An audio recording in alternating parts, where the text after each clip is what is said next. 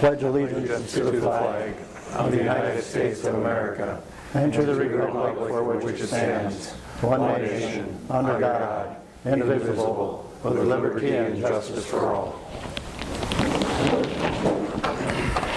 Roll call. Coucil. Here. Bell Richard. Here. Carlson. Here. Luce. Here. Lohr. Here. Rustad. Here. Johnson. Here.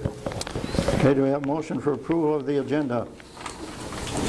Make a motion for approval of the agenda. Motion by Carlson. Second. This is supported by Luce. Roll call. Carlson. Aye. Luce. Aye. Johnson. Aye. Rustad. Aye. Lohr. Aye. Coucil. Aye. Bell Richard. Aye. Okay, consent agenda has been approved. I see we have a couple of scouts here.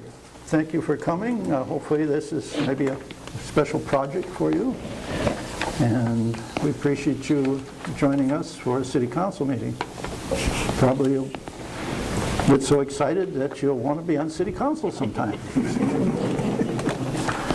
Okay, let's move for public comment. Christina Wilchin from the Chamber, Executive Director. Welcome, Christina. I didn't grab quite enough copies of this, but everybody you've seen it, Chad's seen it, so just pass them around if you would. And everybody got the handout in the packets, right? Yes. So I just, for those of you who don't know me, and I think everyone does, but I am Christina Wilchin with the Decorah Area Chamber, and I just want to highlight a few things for the Chamber within this past year. It's been an interesting year. I've been at the Chamber almost 14 years, but my Director of Operations is new as of April 1st, and it is just the two of us at this time. We run on a budget of about $225,000 to $230,000 for this year, and we have about 375 members right now too. So a few things I would just like to highlight within the packet, and some of these things will be familiar to you guys as well, because I do want to compliment Chad and other members of the council. I feel like we've had some really great partnerships this year too.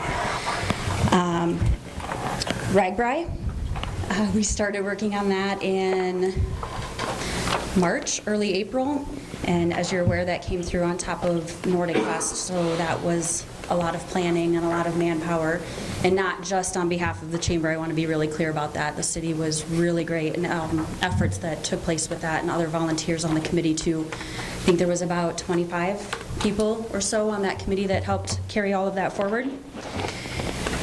Going into 2018, we have established a partnership with the Women's Weekend Out Committee again. It's a committee that's kind of bounced back and forth a little bit. It's been with the Chamber, they've tried to make it on their own, they've been with the CVB, and now coming back with the Chamber. Really worked hard this year with communication and partnerships with all of our local retailers, and I think we've been really successful on that front as well. Within the education component for the Chamber, we have a more active young professionals group. They've been around for a little while, but getting a little more, their legs are under them a little more than they used to be. So working on making sure that they keep some social, just some networking component to that, but then also introducing them to local people within the community. Pete Espinoza has talked with them, Karen Truan has talked with them, Keith Christensen will talk with them in November. So trying to make that local leadership a real feeling for them. And then we'll be working on interjecting some civic or volunteer components for that group as well to get them physically engaged in some things. Leadership Decorah is maybe for me one of the most, the program I have the most pride in with the Chamber. We just started our 4th year. They met for the first time this last Friday. We heard from a lot of businesses and members who had a hard time, not just with hiring, and I think we're all familiar with the hiring challenges that exist, but if they had a good employee, maybe they were promoted and then quickly found that they weren't suited for that role. And so we've created a 9-month program where we go through a lot of various leadership topics. We cap participation at 12 just to keep it a little more intimate for them and to make sure it's a good learning environment for them. We cover a lot of topics. We also introduce them to local leaders. But the feedback in that program is really solid from participants, and even better for me is the feedback from those employers who have put people through that has been really sound. And we have a lot of repeat employers looking for people to be sent through that program too. So I think that's really great. There's a heading on here that says advocate. And I want to be clear that for the Chamber, advocacy is never about people, it is always about a policy or program. So there's a few things listed here that I would put under the advocacy part for the Chamber. And one of them this year locally was the JCPenney store. Obviously, we weren't successful in that, but we did have a really wide reach and participation with people. And again, Chad and Don were great to work with some of those things too. The online petition had over 4,200 signatures and over 1,500 comments. And I know Chad had conversation with their actual corporate offices, and we worked really closely with Valeria, who was the manager here. And then we did host a candidate class earlier this year. We do that in conjunction with NICC and Upper Explorerland. Again, not in an effort to promote a single candidate for anything, but it would be our hope that those running for office are educated in what it means to hold that position. And you've seen me at several council meetings. I attend as often as I can. New things within this year. We very recently took over management and maintenance of the visitor center. I understand there's been a lot of comments and some feedback in regards to that, but that is a program within the Chamber of Commerce. And then the book that got handed out to you guys is our 2017 Community Reference Guide. So we print that on odd numbered years, and our county and city map gets printed on even numbered years. So last year our map was for the first time done in-house, and now for this book too, this is the second time we've done this book in-house with members and local resources. Chad was kind enough to share some information. You'll see a grouping of your photos early on in there, but it's also our biannual membership directory listing in the back of the book there too. So we use this a lot with relocation things. It's a little much for just a straight up visitor in town for the day, but still a lot of good information on the community. I've already talked longer than I planned to, so does anybody have any questions about anything for the Chamber that I could answer? Any questions for Christina? If I may, and I definitely don't want to put you on the spot, but how much outreach is there with the Chamber to potential new business? We have a few openings downtown Decorah. There's communities close to us that have a lot more openings than we do, which it's their situation. But anyway, how much outreach is our Chamber doing to fill those openings? So if somebody calls me and they're looking for funding or that real startup information, I'm first going to direct them to Stephanie with Economic Development or to the business consultants through NICC, because we really focus on serving existing businesses, but having Stephanie right there in the office, we're able to kind of collaborate on some of those things too. We've had some conversations of different ideas, and Chad's participated in some of those too, but the straight up recruitment efforts would come from Economic Development. Okay, thank you. Other questions? I guess not. All right, well, I appreciate your guys' support and the partnership that we're able to have, and the response I get from you guys when we reach out about various things too. I really appreciate that. Okay. Thank you. Thank you. Thank you. Anyone like to address the council on an issue that's not on the agenda? Seeing none, we'll move on with the consent agenda, which includes the minutes of the September 18th meeting, the claims, and item C is consider street closing request from Historic Preservation Commission for Tuesday, October 3rd from 4 to 4:15 p.m. The Downtown Historic District ribbon cutting ceremony. It'll be by the Chamber office. So these three, is there a motion for consent of the consent agenda? Okay, motion by Luce. Second. and second by Bill Richard. Roll call. Luce. Aye. Bell Richard. Aye. Chisel. Aye. Lohr.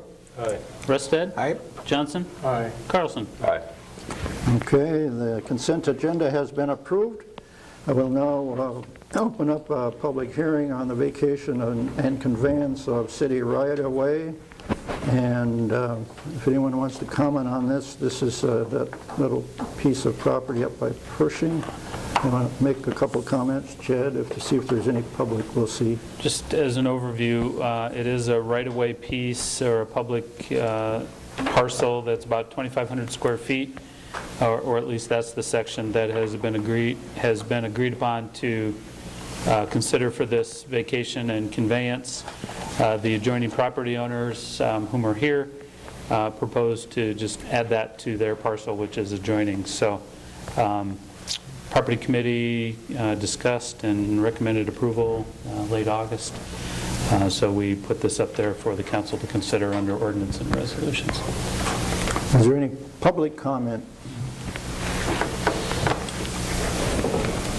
Seeing none, I'll close the public portion of the meeting and have the council consider the first reading of ordinance 1209, an ordinance vacating a 50-foot by 115-foot section of right-of-way near Pershing Avenue. I move ordinance 1209. Second. Okay, motion by Luce, second by Ristad. Any council discussion? I got a question for engineer. Was there at one time, somebody approached me and said at one time that Angle Street was to be straightened out? I'm not sure that it's never been during the time that we've been there, and I've been there wide enough to put the asphalt down that you're looking at now. I think it's always been about that big pine tree on the corner that unless that was gone, we had a really hard time to run it straight through. There's an evergreen, big, tall. Right. If that was gone, then you might look at it a little differently, but right now, it looks like it's always worked around that. So you don't foresee if this was to take, I don't think so, and the thing that's happened since this was originally changed is that there's been some work with the cemetery to vacate Pershing and do some things to route traffic through the alley that kind of leads you in the direction of the alley traffic to go south by the shape that it has today, rather than it heated up. It might be a little tougher in the winter to make the corners and things. So I think the shape of the street probably would be the way we would put it back if we were to repave it, and it would work very well. I think as it has, I guess I've not had complaints about turning or the alignment. we also had some questions about utilities, Chad, where we stand on utilities. Yep, so there is an easement, 10-foot easement to preserve those utilities along kind of the southeast portion of that parcel. So we have no difficulty with utilities there. My understanding is that's a sanitary sewer, and it's the only one in that area. But again, it's preserved by that easement. Other questions? Roll call? Luce. Aye. Rustad. Aye. Lohr. Aye. Chisel. Aye. Bell Richard. Aye. Carlson. Aye. Johnson. Okay, that's I good. move to waive second and third reading and to adopt. Okay, you just 2 seconds ahead of me, but it was approved. There's now a motion to waive and adopt that ordinance. Do you have a second for that? Second. That was by Bill Richard. Questions? Roll call on the waiver? Luce. Aye. Bell Richard. Aye. Carlson. Aye. Johnson. Aye. Rustad. Aye. Lohr. Aye. Chisel. Aye. Okay, that's approved, so then we can move on with considering resolution 2831 approving the conveyance of that 50-foot by 115-foot section of right-of-way near Pershing. So, have support for that? I'll make a motion then to approve the 2831. Okay, Ristad made the motion and seconded by Lohr. Roll call? Rustad. Aye. Lohr? Aye. Chisel? Aye. Bell Richard? Aye. Carlson? Aye. Luce? Aye. Johnson? Aye. Okay, carried. I was going to ask a question, which it doesn't matter how We'll it's going go to ask go, it but anyway. so with $1 per square foot, I don't have any reason to change that for this situation, but when was that figure established? And does it make sense to at least raise it per, cost of living or, inflation, I guess? Right. That's been a standard policy of the council long before my time, so you'd have to ask your colleagues there if they were interested in amending that for future projects. Well, I think for future project, I think, the property committee, whenever we That's have economic request- whenever we have any request for, for conveyance of property, that's where that should come up. Sure. Or if you want to change it, it could go through the property committee anytime as far as that goes. Okay, that answer your question, Mr. Bellericher? Kind of, huh? Yeah. Okay, let's move on to the next public hearing, which is on the proposed development agreement with the Decorah Auto Center. And we'll open that up. Do you want to, Chad, explain what the next resolution is involved? Yeah, so this one is regarding the proposed development agreement for Kelly Batchelder, Decorah Auto Center. There is one element that did not make it into the development agreement, but we have a remedy for that anyway, and that's the voluntary annexation of property. Our bond counsel did not get that language into the development agreement. Again, probably not too big a deal. We'll work with Rick as city attorney and cause a annexation agreement to be executed at a later date. We'll work on that between now and the next council meeting. Otherwise, I think you have the packet in your, the development agreement in your packet. It proposes an easement across the kind of the southwest area of the property, of city property, for a driveway into the area being developed, with the owner paving and maintaining that. Water and sewer provided to the site by the city. Minimum assessed valuation on the new facility of $1.5 million. 10-year rebate of property taxes on a 10% sliding scale at 80%, 70, 60, 50, 40, 40, 30, 30, 20, 20 for the length of the 10 years. I don't know, substantial completion of the project by December 31. I don't think there's anything else in here at this time for the public hearing portion. So. Okay, thanks, Chad. Anybody want to comment from the public in regard to this development by Highway 9? Seeing none, I'll close the public portion and ask the council to consider Resolution 2832 approving the development agreement with Decorah Auto Center, authorizing the tax increment payment and pledging certain tax increment revenue to the payment in this agreement. I would just offer two comments per Section 6 and Section 7 of the agreement, which Section 6 is legal and administrative costs. Basically, that paragraph proposes that if there are any legal or administrative costs, those would come out of the TIF project, which could reduce the rebate amount to the property owner, to the developer. We need to seek a little clarification from our bond counsel on that. He does have an amount in there. My confusion is that all of the legal and administrative costs are going to be incurred in this fiscal year. This project doesn't start, for the sake of this development agreement, until next fiscal year. We don't anticipate any future legal or administrative costs unless there would be amendments or changes. So just kind of curious as to why that's in there, or what our bond counsel is anticipating with that language. We did try to reach out to bond counsel today. We weren't able to get a reply to that. The second one, the developer has questioned with their legal counsel on number 7, which is a remedy. Basically, that says if the developer doesn't perform the city doesn't have to respond, but the developer's concerned that if the city doesn't perform, how's the developer to respond, and that language isn't in that agreement. We'd like to seek some clarification on that front as well. I would suggest that you approve the agreement contingent on clarification of those 2 points if you're comfortable with that, with legal counsel. Questions from I would Chad? ask, Kelly Batchelder is here.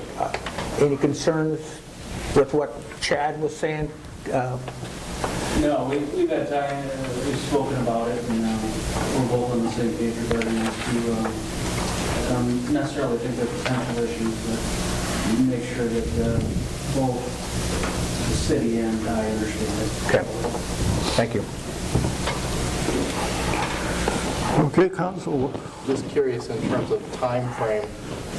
So annexation needs to come before we can go through zoning to get it into the right zoning for what it'll be, and then it needs to be approved by the council after all that. The zoning does, Yeah. right? Mhm. Yeah.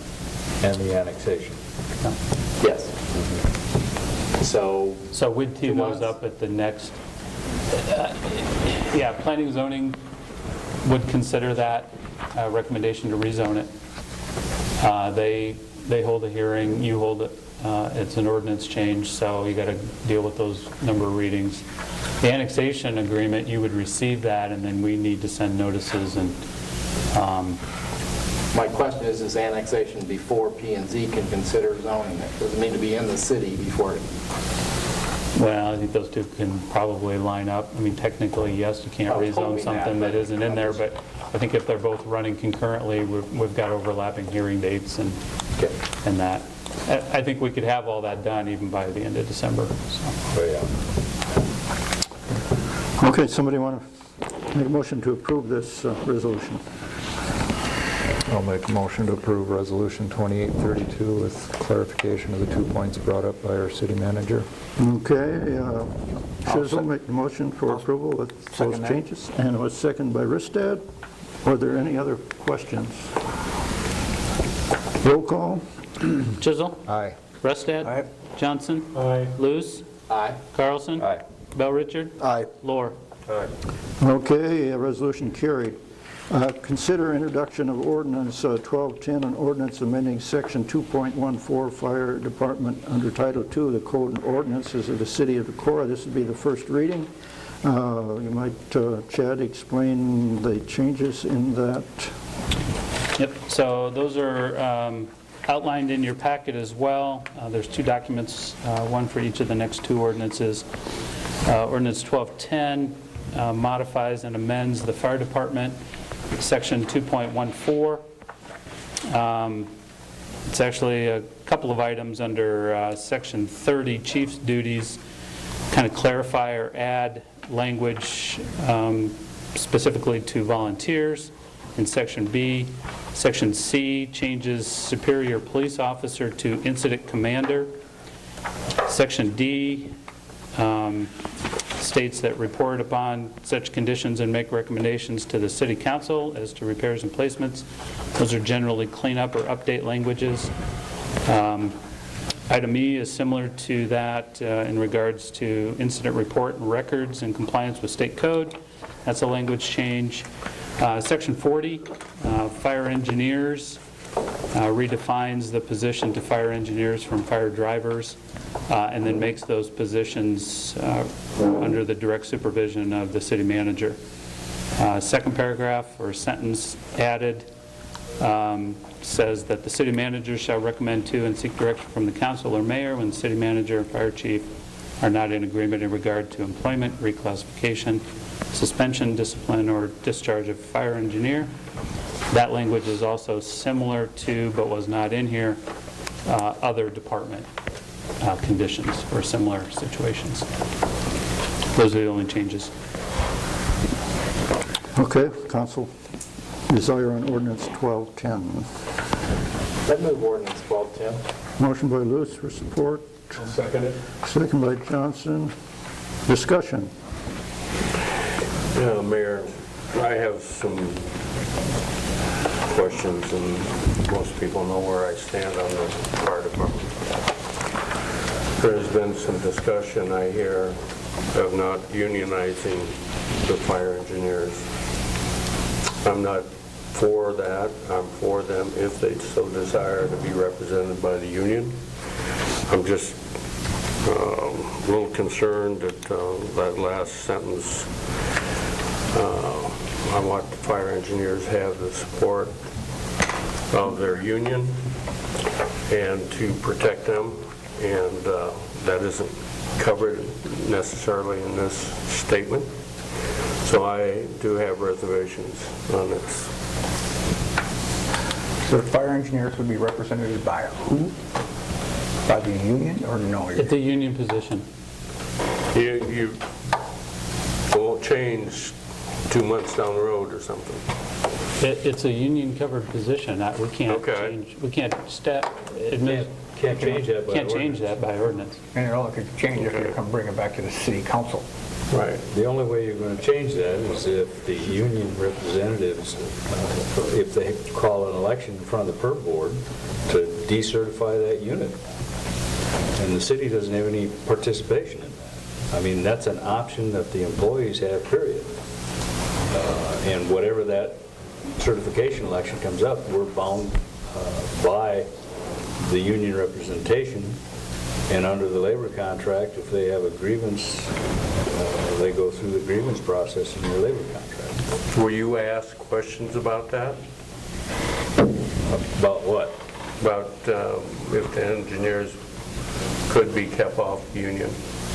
Well, if the only way that would happen is if the engineers went in and asked per board to decertify and take them out. That isn't a decision that the city council has any input in. It's up to the fire engineers. Right now, they are covered under the labor contract. And so unless they elect to change that, they're still in the union. If I could pursue on that comment there, can you fill me in on where the number of union employees sits with the new state law? Do we have enough? Are we really close to that threshold? Well, if you have a bargaining unit under the new state law, you're either considered a public safety unit or you're not. If 30% of the people in the unit are classified as public safety, then that's a public safety unit. The only distinction is that public safety has more items to negotiate. They negotiate insurance and wages and those types of benefits. If it's not a public safety unit, then the only thing you negotiate is wages. That's what the new law is. But it doesn't change. You're going to have to go through a certification process with the PERB board and they have an election, but that's entirely up to the employees to make that determination. And also, if there's a dispute about whether it's public safety or not based on whether or not they meet the percentage, the one that makes the call on that is the Public Employment Relations Board. It isn't an arbitrary decision that the city council can make. Yeah, I've heard we're real close on that threshold number, and it's important that the fire engineers be part of that group to make sure we have enough people to make that threshold. So that's my concern. Thank you. My only concern is just to make sure our fire engineers are treated and are treated equally as any other employee of city council, or excuse me, of the city. That's as long as they're treated as on the same level as any other employee of any other department, I'm okay with this. I don't want them different. I want two different standards of rules. If I could. Now, excuse me, Chuck. The fire department, the fire engineers, the 3 fire engineers, what has there been comments back to you regarding this? Have they commented back to you regarding this change? No. Have they been asked? Well, we discussed it at a public safety meeting. Okay, I wasn't at that meeting, so I apologize for that. But Right. I so think you several of them were there. So. You came away from that public safety meeting with a with a 4-0 support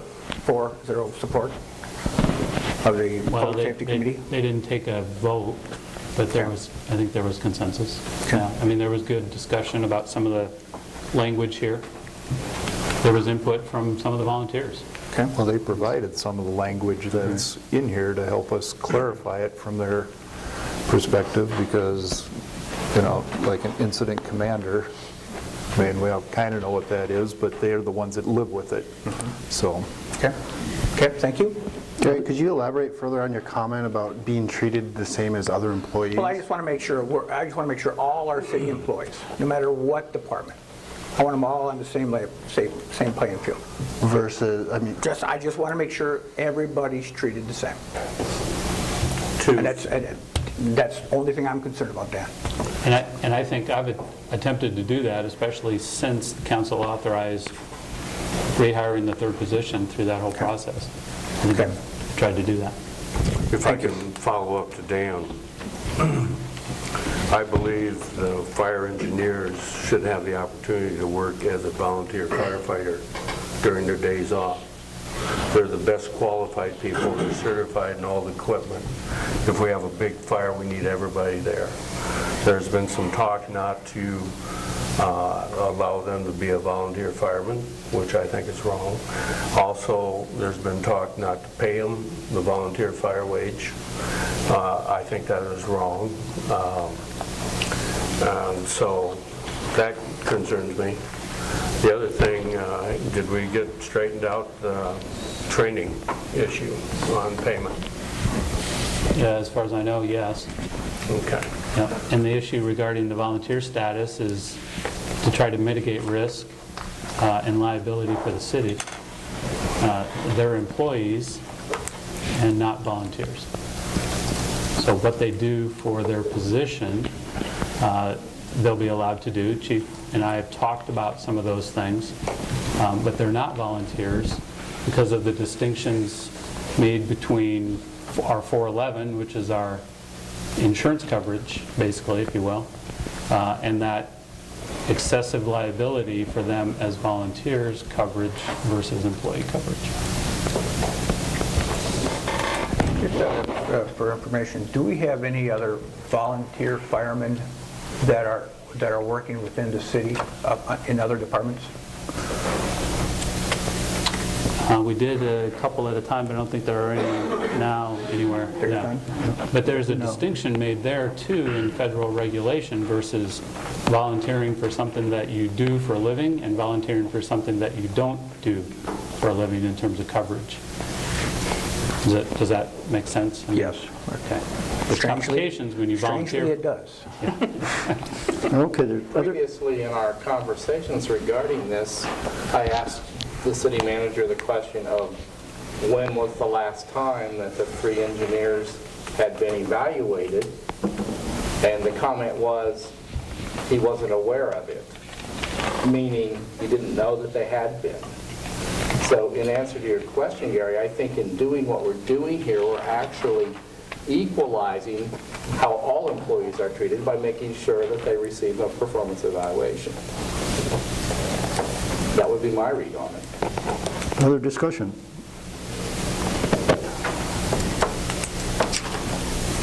Roll call? We have a motion by Luce and second by Johnson. So Luce? Aye. Johnson? Aye. Rustad? Aye. Lohr? No. Chisel? Aye. Bell Richard? Aye. Carlson? Aye. Okay, motion carried with one dissenting vote. Consider introduction of ordinance 1211, an ordinance amending section 2.48, city manager under Title II in the Code of Ordinances of the City of Decorah. This is the first reading, and actually you explained quite a bit of that already, didn't you, Chad? Or? Yeah, and actually the only amended change to this is in section, well, it's chapter 2.48, city manager, section 40, duties of the manager, subsection P, be directly responsible to the council for the administration of municipal affairs as set forth in this chapter. All departments of the city shall report to and be responsible to the city manager, except for the police department, striking and the fire department, which shall report to the mayor, is the only change in this section. Okay, do we have support for that ordinance? I move to approve ordinance 1211. Bill Richard made the motion, supported by Luce. Questions? Roll call. Bell Richard? Aye. Luce? Aye. Johnson? Aye. Ristad? Aye. Lohr? No. Chisel? Aye. Carlson? Aye. Okay, motion carried with one dissenting vote. Down to item 13 was a discussion and possible action on IT matters and purchase of VMware servers and network equipment. This is a complicated issue, and I guess we'll have Chad kind of lead this off Yeah. on where we go, at least maybe a step in this direction. Okay. Thank you, Mayor. As you know, the County Board of Supervisors voted unanimously on September 25th to ask the city to remove our data and software from the VM servers.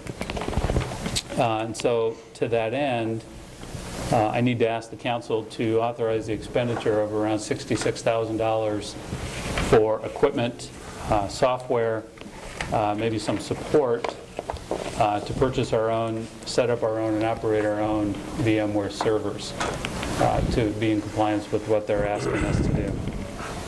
That would be first and foremost, I guess, as part of the discussion. We're working towards that end, not to get ahead of your discussion, and hope that we could effect this within 30 days probably. The county has given us until November 15th, I believe, to get off those servers. What happens if we don't meet that deadline, I don't know. Hopefully they would work with us on that, but that was the vote they took, or the action they took on September 25th. I'll make a motion to approve purchase of VMware equipment, software, and anything else that might be needed to set up our own server, to do this as quickly as possible. Okay, motion by Johnson and second by Luce. Questions on this? What's the shelf life of these servers? Chopper? 7 to 8 years. 7 to 8 years. Okay. So after this would be, after this would be purchased, and if this is approved, this would be purchased and set up, what, other than maybe the police and fire department, or excuse me, police and sheriff's department, would we have any co-working with the county? Well, yeah, at least the ShoreTel phone system is a shared, we share circuits with them. I think we each did purchase our own equipment way back in the day, but there are some shared circuits. The next item under this is they did send us, the county, a proposed 2080 agreement for some of the other leftover equipment or minor equipment.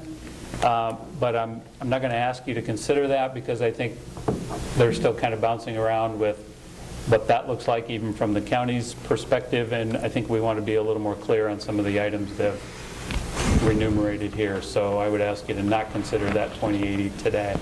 Some of the other minor equipment would be, in addition to the phone, would be firewalls, routers. I mean, none of it's minor, it's all big stuff, but certainly less expensive than the main servers that we're talking about.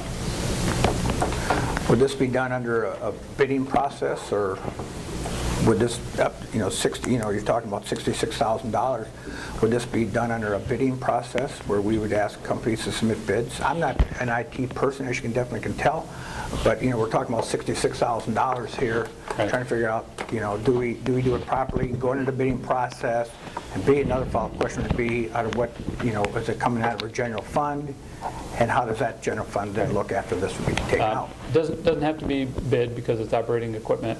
There are a few options. I mean, there are only a few companies that are even going to make this level of equipment that we need, and know for sure that some of the other items that make up this are $2,000 here, $3,000 there, software package here. They add to the total. The total cost of the servers themselves is about $51,000. The rest of it is the peripherals or the support or the software that go with it. Again, I think most of this stuff is specific enough in nature that we need to give that authority to our IT director to get us the best equipment for our needs. And then as far as where it would come from, Gary, it would just come out of the general fund as an unbudgeted expense. Other questions? One of the points of discussion when, trying to figure out if the city should hire its own IT director, or at least one of the considerations for me was, additional expense to the city. And it was discussed that there would be no additional expense to the city. I'm guessing this was an unforeseen circumstance of that decision being made.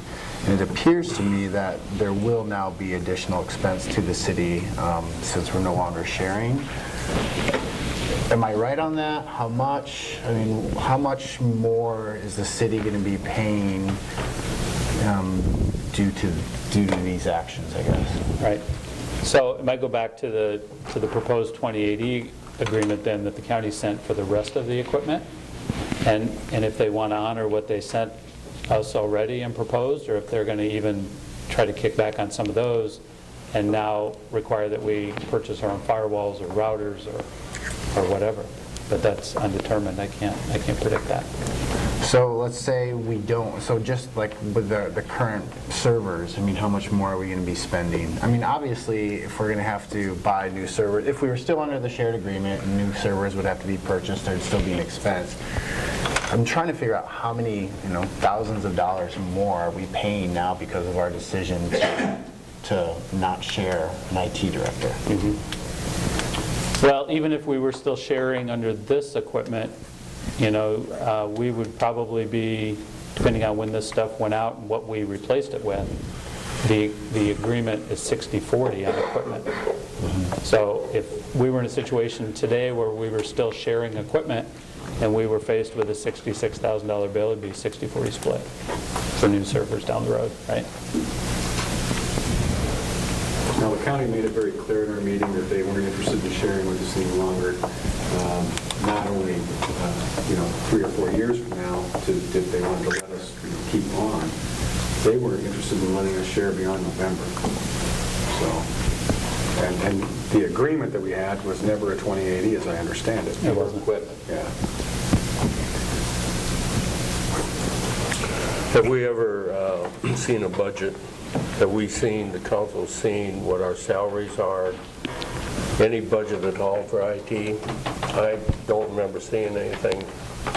Well, it would have been approved in February with the budget process through February and March. Salary line item is probably in the $60,000 to $70,000 range, which is what we discussed at that time. Plus any equipment. I thought Gary had a good opening question at that meeting. Why are we here? But nobody directly answered a lot of the questions. But we are here because we wrote the so-called 2080 agreement. And then, if you know, nobody wanted to talk about the elephant in the room, but there's reasons why they did not want to share that server. If we'd have maintained a 2080 agreement, we'd still be working with the county. Maybe they're right. Maybe down the road it'll be cheaper for us, but I'm disappointed that it came to this, because I think we work better as a group and can be beneficial. We had a department head come up and talk to us, do an elegant presentation on not rushing to this, and now we're paying the price.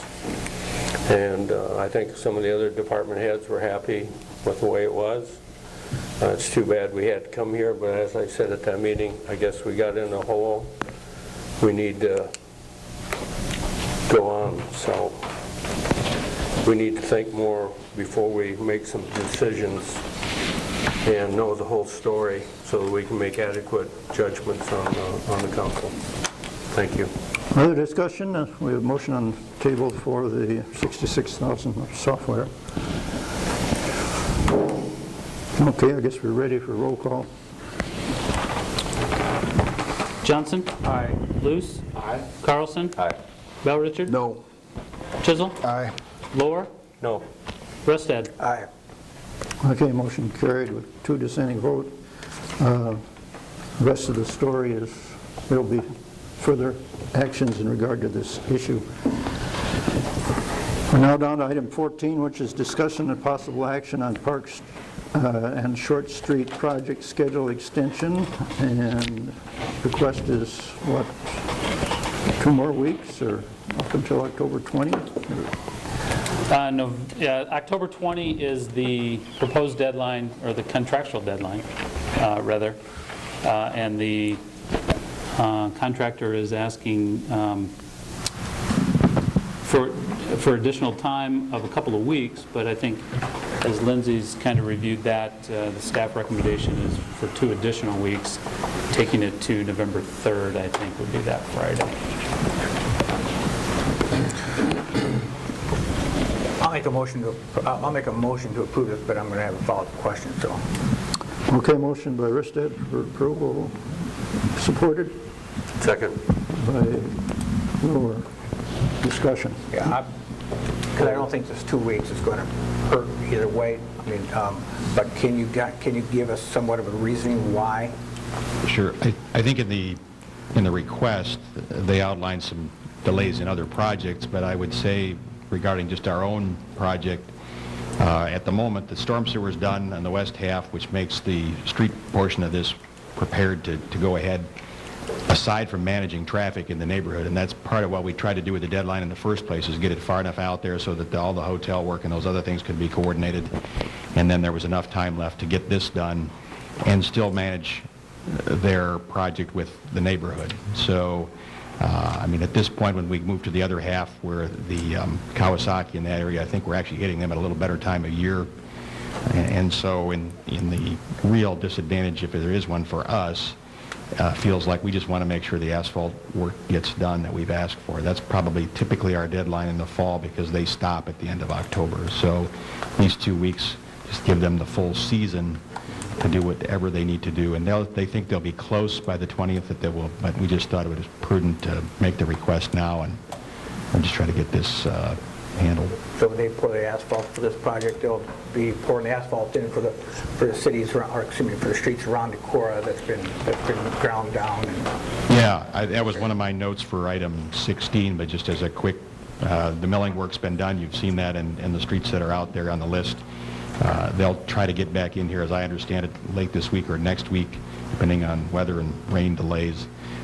One thing about October is we don't know how many good days we'll get. That's another reason probably here to make sure that we have given them their full season, I think, for our patches, because we want them to get them done within this project. But also our alleys will also start next week. We've talked to them as well. So the $500 per day liquidated damages would then possibly, if this goes through, then it would start after November 4th. Correct. November 4th. Correct, yeah. Why can't we start it now? I mean, on October 20th, because this has been a great building season for contractors. We haven't had a rain day since, what, early July? It's been a dry, late summer, fall, no question. Outside of today, I mean, this could have been done a long time ago. We didn't push anything early because we just felt like they needed. The other thing that's been happening is we're still working through other utilities and some of that kind of work, but they do have a full season to do the work. I mean, that was the idea of October 20th in the first place. And all I would... Since we planned for a full season of work and they're asking for a 2-week extension minimum, what kind of a discount are they suggesting we get for those 2 weeks? Generally, the $500 a day doesn't go backwards. I mean, I shouldn't say backwards, but it doesn't work quite like that. Nothing is the easy answer to your question. There isn't anything that's been offered back in what we've gotten. They've just made the request for the extension. So I don't want to have to try and prove damages by this going over. I want to know now, is the council interested in telling them we would like $5,000 off of this bill because we're gracious enough to extend the time that we already allowed you plenty? And I can take the request back with conditions if that's what you'd like. I mean, we're just bringing the request to you the way that they've asked, and typically that's what's happened with most of these. We don't do an extension very often, but but they're asking for an extension. Yeah. What kind of discount are they willing to give us to get that? Yeah, I don't know. I don't have an answer for that. To the council, I would suggest at least 5,000 off. And another 5,000 for every week beyond the 2 weeks. Well, that's not in the motion at this point. This is discussion. And that would not be part of my motion. It was just discussion. Other discussion? I guess the motion's on the table, roll call? So the motion is just to grant the 2-week extension Yes. with no financial consideration. Yes, that's my motion. And seconded by Lohr. Okay, Rustad? Aye. Lohr? Aye. Chisel? No. Bell Richard? Aye. Carlson? No. Luce? No. Johnson? Aye. Okay, 4-3, motion carried. We're down to the next item, and that's consider resolution 2833, plan spec and form of contract. We actually need a public hearing to open that up to the public, so we'll have a public hearing in regard to the bids of this contract on Highway 9 West Water Main and Sanitary Sewer Improvement Project. So, Chad, you might comment on the bids at this point since... Yeah, and I mean, I'll give you the bid information, but Lindsay might have more detailed information. There were 5 bids received last Thursday by the bid deadline. They ranged from $221,009 to $415,006, and the apparent low bidder is Skyline Construction. The bids were lower than the anticipated engineer's opinion of cost. With that, I don't know, if Lindsay, if you have any other comments. Again, this is for the water and sewer under Highway 9 to the development project to the west. Any comments, Lindsay? I would say our estimate was about $301,000, and we felt good about the bidding environment. There was 5 bidders, and we worked hard to get this out and get it out there, so there was a chance to have a good bidding environment, and I think that worked. So we appreciate both Skyline's low bid as well as the efforts of the other bidders to give us this choice. Any comments in public? Well, I see in the background notes, and we've been given this and other, so if this gets put in, will everything work? Water and sewer? Because you're saying here there's no electrical runs or lift stations and wells. Are those necessary to get water and sewer working to and from Decorah Auto Center? Absolutely. This project bids the public portion of the project, and by that I mean the part that we apply for DNR permits for. So this is the part that typically is considered public infrastructure.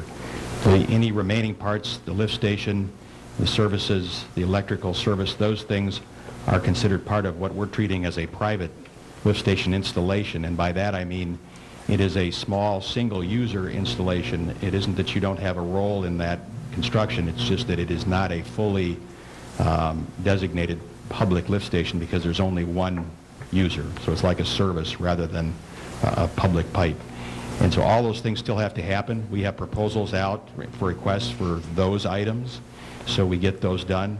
The reason for separating these is because the lift station is complicated in both the construction and the details, whether it's electrical service, the pumps, and all those things. That would have delayed the bids that you're awarding tonight if we had made that a fully public lift station and done all of the regular requirements that come with that. We probably would have been setting the bid date tonight for 4 weeks from now. So I think that there's something where they say we can be prepared or we can go fast, but we can't be both. Well, we're trying to be both, and this was the best way that we felt like we could do this and get it done as quickly as possible. Any public comments about this? Mr. Batchelter, do you have anything to say about it, or no? Okay.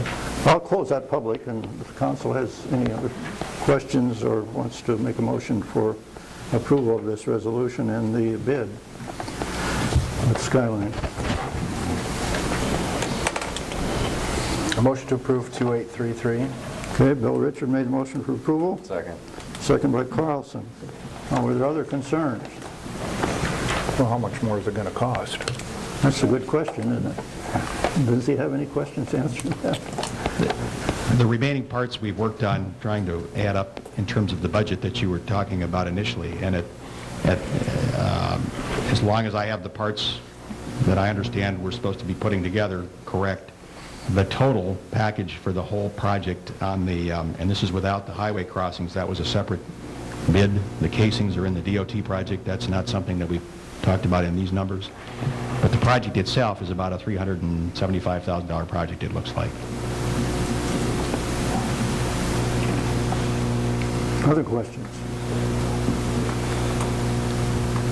I might mention the lift stations are not inexpensive, and part of the reason for trying to keep that as a single user installation is because that's a much less expensive way to do it. So 375 could have been higher if we were trying to go to a fully public 2-pump lift station type installation.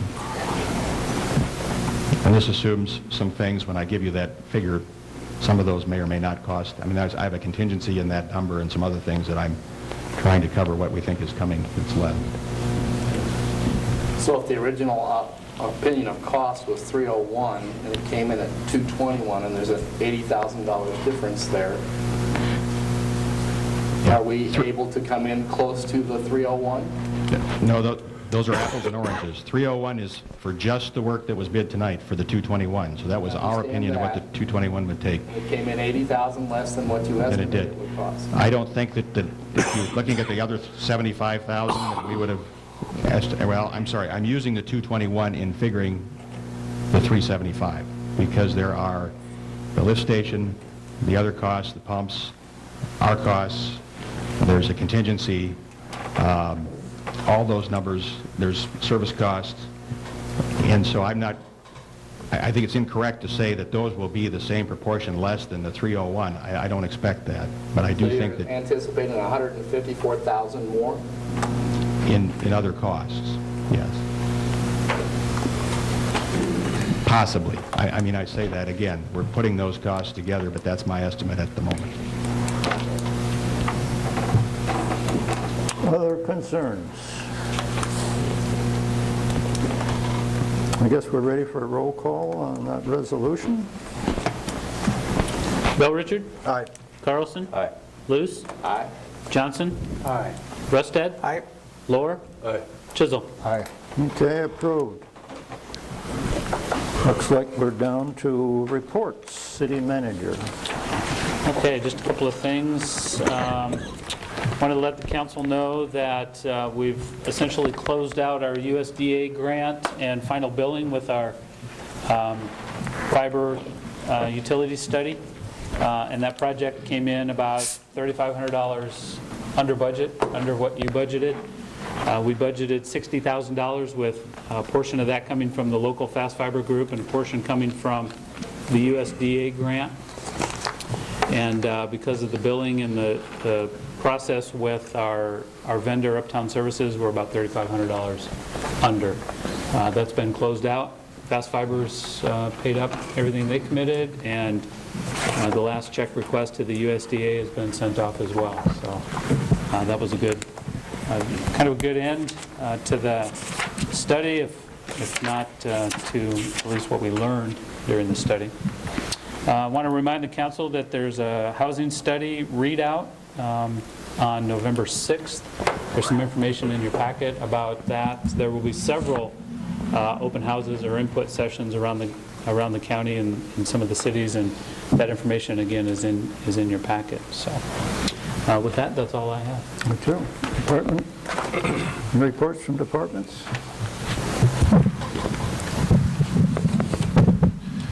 We started picking up leaves today at the street department, so we're working on Ward 1 and 2 this week. So we also have our leaf bin open down at the city shop 24 hours a day, so if anybody wants to bring them there, they can. And we will have the compost site open from 8 till 3 o'clock each day.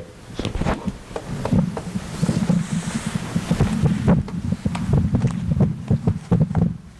The Park Board and 2080 Trail Committees met recently within the last week to discuss the updates relating to Doug Road. The geotechnical report is complete regarding the west end of Doug Road, and we have that report as well, and it has been submitted to FEMA, and Lindsay continues to work with FEMA on plans to restore that section of the trail. Okay. Any other reports? Library, you've given us a report of activities. Do you have anything to address the council? Okay, thank you. Down to council members. I might ask the council members that went to the Iowa League of Cities to give us a couple of tidbits of good information that they've obtained while they were there. Well, yes. Last week we were in Davenport for a few days for the league meeting. One of the sessions I attended was on the backfill, which, as you all know, is part of the rollback of commercial and the newly classified multifamily residential. The state has been backfilling that to the cities for the lost revenue, but given the state's financial situations, they're looking at taking that away. Word is right now we'll probably get our October, November payment, but our payment next spring might be a little dicey. We won't know that until after we set our budget, but we have to plan as if we're going to get the money so we show that we need it. So basically making two budgets up come next January, February when we sit down. That, and then our closing speaker on Friday at noon was Chris Norton. And what a fabulous speaker that young man is, and the courage he possesses. That was the first time I have been at a closing speaker or any speaker with that size room where I did not hear a glass rattling. I did not hear somebody talking over into the side. Everybody's attention was focused on this young man. And I tell you what, if you didn't have a tear in your eye when you got done, you weren't paying attention. He was just incredible, and I applaud him and all his efforts and whatever he strives to do for his career in life. He was just great. Dan, do you have anything? Nothing for me. Nothing at this time. Okay, Mr. Lewis. I attended the Iowa League of Cities as well. It was a marvelous event to meet people and learn.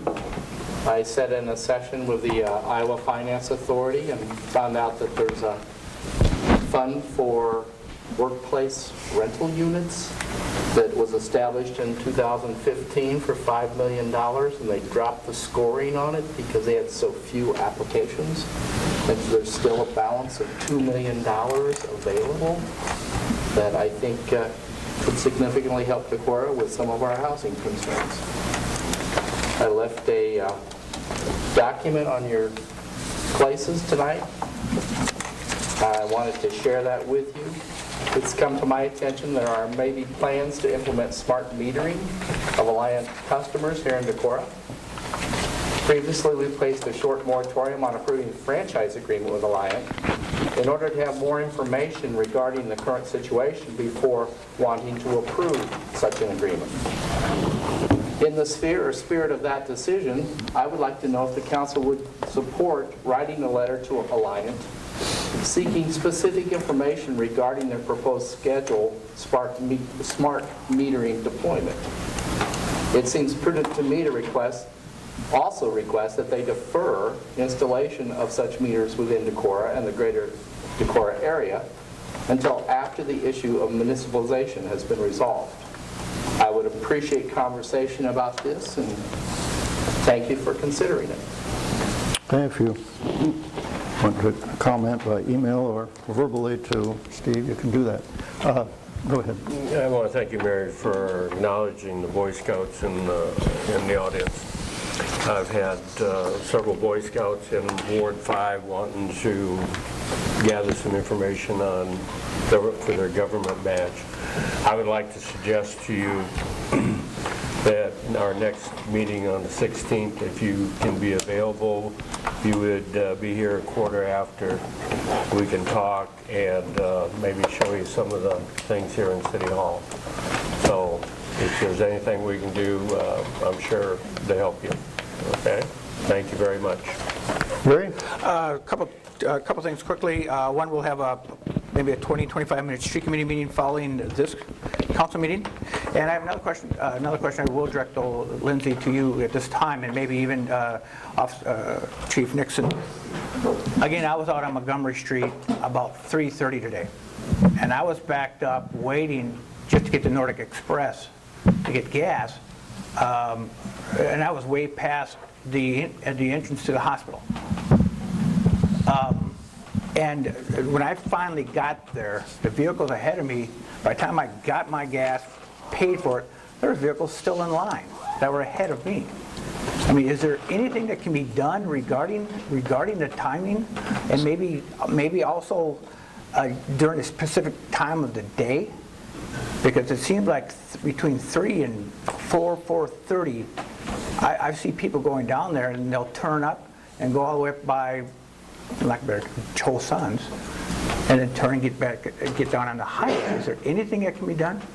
There may be, and the timings are set generally to favor the highway, you can guess, because the traffic volumes are higher on the highway. But it may be that we need to recheck the timings and make sure also that the system is just functioning according to the timings that we expect it to be using right now. When we converted to the cameras, we used to have a bad loop in the paving, and it did not detect correctly. Now the cameras are there, everything should be functioning correctly, so it may be a timing question rather than a mechanical error. But we can check. We can certainly try to find out.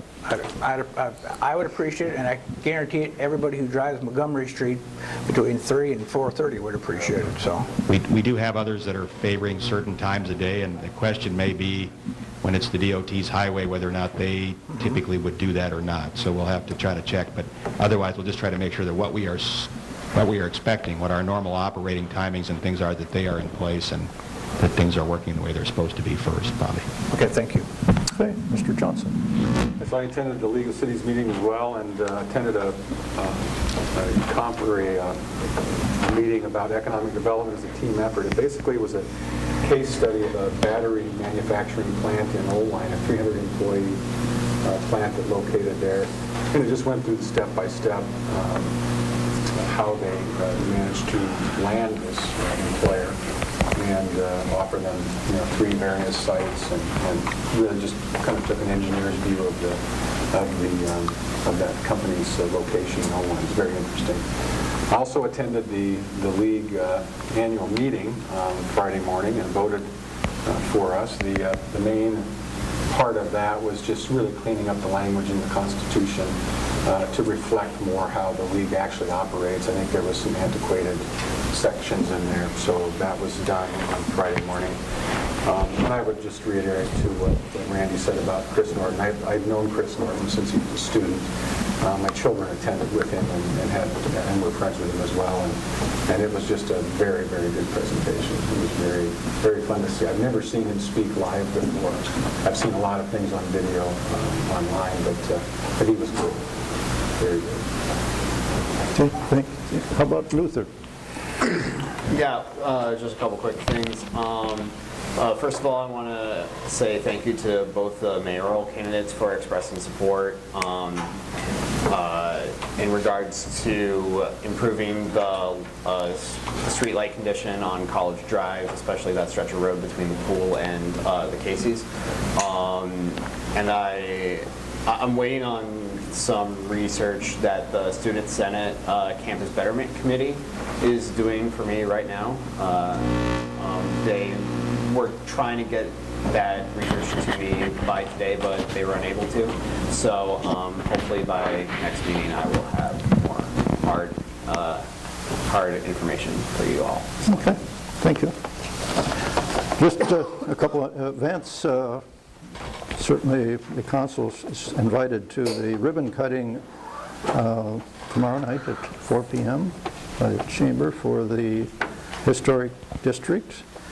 And I understand there is a election discussion or something at Walters on Thursday. Yes. And so certainly all those that are running for office will be presenting their position. And again, remind the council members that you've got Chad's evaluation, and we'll try to get that summarized when you get those in and share it with you. So that's the items I have. Do we have a motion for adjournment? So moved.